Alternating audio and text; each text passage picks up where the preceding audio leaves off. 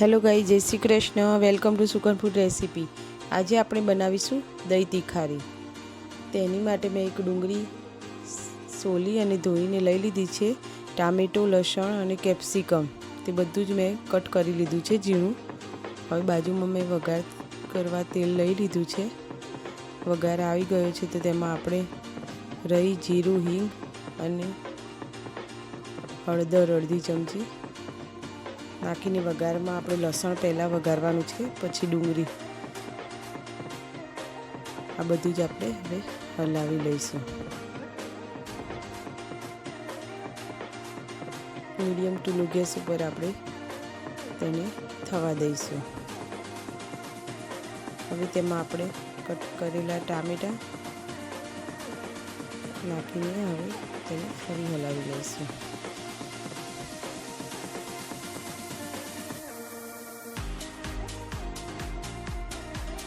હવે તેમાં આપણે કટ કરેલું કેપ્સિકમ ઉમેરીશું।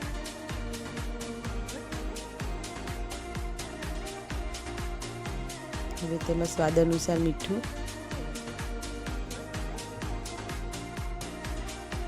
મરચું, ધાણા જીરું અને હળદર આ બધું મેં લઈ લીધું છે। હવે તેને આપણે મિક્સ કરી લઈશું।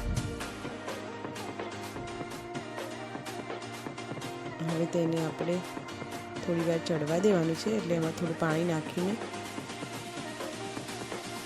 હલાવી લઈશું।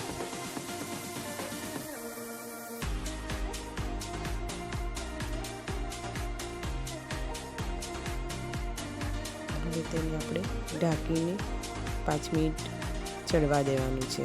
તેને 5 મિનિટ ચડે ત્યાં સુધી આપણે હવે વાસણમાં દહીં લઈ લીધું છે અને તે આપણે થોડું ફેટી લઈશું। દહીં થોડું જાડું હોય તો થોડું પાણી નાખીને ફેટી લેવાનું છે। એક સરખું ભાગે નહીં ત્યાં સુધી તેને હલાવતા રહેવાનું છે। આપણું દહીં તૈયાર છે અને બાજુમાં આ બધું વેજીટેબલ પણ ચડી ગયું છે।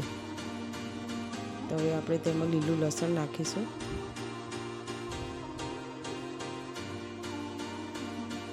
અને હવે તેમાં આપણે 1 ચમચી બેસન ઉમેરીશું। બેસન ઉમેરવાથી સબ્જીનું બાઇન્ડિંગ સરસ આવે છે।